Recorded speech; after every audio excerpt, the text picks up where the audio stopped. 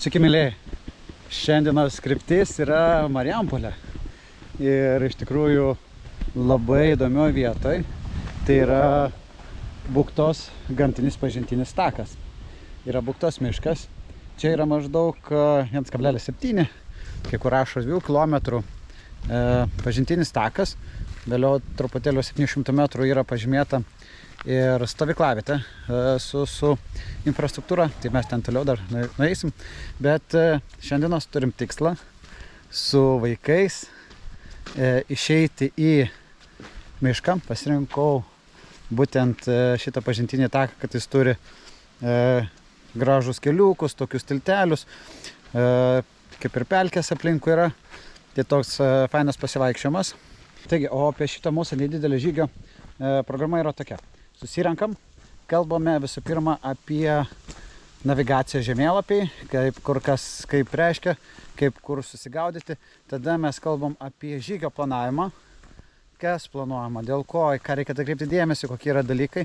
Po to mes kalbėsime apie išgyvenimo elementus miške šių metų laikų, ką galima kaip pasidaryti.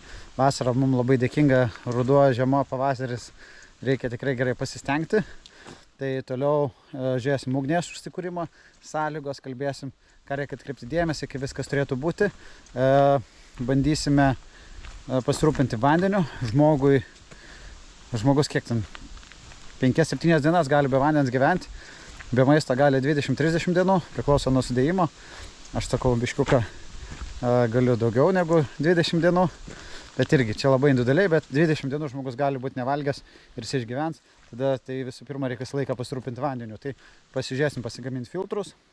Tai eisime miškų, išgyvenimas, gamta, stebėjimas, augalai. Tada grįžtam, einam į stovyklavietę ir filtrai, ugnies kūrimas ir tie visi kiti pagrindai. Aš kol einu, man rankas odai kapoja. Ir turime truputėlį impastend apie Buktos mišką, kokie čia paukščiai gyvena, kokie augalai. Reikia šitą surasti, gebenį. Tai va, toliau, tai jie patys jau nurodo, kad yra tikrai įdomių augalų ir mūsų maršrutas. Tai vėlgi, planuojant žygį, maršrutas visą laiką reikia gerai susipažinti su žemėlapiu, teritorija. Aš labai džiaugiuosi, kad yra šičia žemėlapis. Parodyta, kur kas yra, kas čia kaip darosi. Stebėjimo bokštelis. Mes esam parkinge. Tikėtina eisim šituo keliu. Ir čia. Ne, mes dabar aš čia prie infostendo. Šitą. Čia pasidžiaugiam, grįžtam.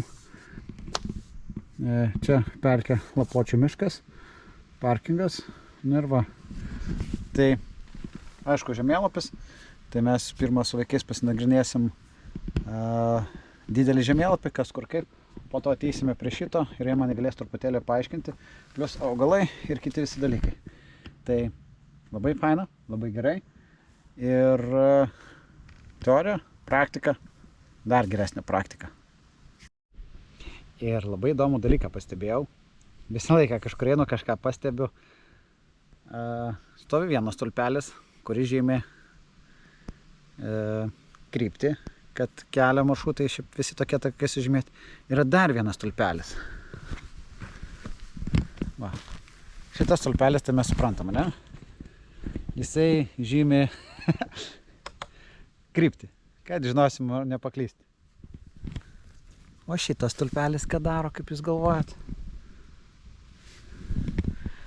Čia yra infraraudonojo arba kamerytė stovi. Ir jisai fiksuoja, kiek žmonių praėjo. Tai jie tada žino, kiek lankoma šita vieta yra ir remasi statistika. Geras. Net, tai aš dabar čia primenu, gal pavaikščiau, tai priskaičiavo papildomai žmonių. Bet, gali iliuminuoti, mato, kad labai čia ir dabar daug vyksta veiksmo, bet fainai. Pastaba savo, pasidomėti, kur yra visi šitie statistiniai duomenys. Tai gal reikės su regioniniam parku siekti ir paklausti, kiek vis dėlto aplanko ir kiek yra naudingas šitie visi stebėjimo dalykai. Bet sakau, pirmą kartą pamačiau, užskaitau, įdomų statistiką sužinoti.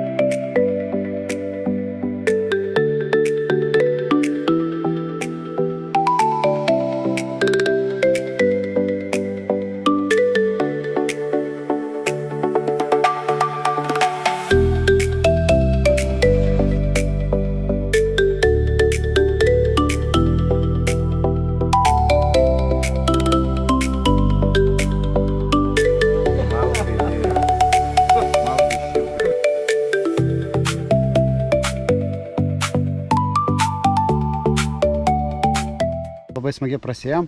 Aš toks sakau, kaip toks demo versija tą, ką mes turim, ką mūsų laukia. Tai greitų metu dar laukia keletą žygių. Džiugu, kad galiu dalyvauti, būti dalis šito projekto, kuris vadinasi Judam.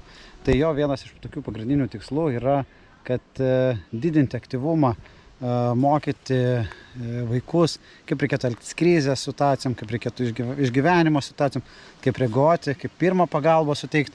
Ir taip, kad jeigu kažkas atsitiktų, kad galėtų būti kažkiek tai pasiruošę. Labai smagu, kad šitas projektas vyksta šiaip Marijampolės ir Šakių rajonuose. Tai greitu metu pasimatysim Šakiuose ir dar vienas lauks mūsų prie Bukštos šito mūsų testuoto žygio maršruto, programos. Tai laukiame greitoj kitoj registracijai ir tikiuosi bus labai smagu.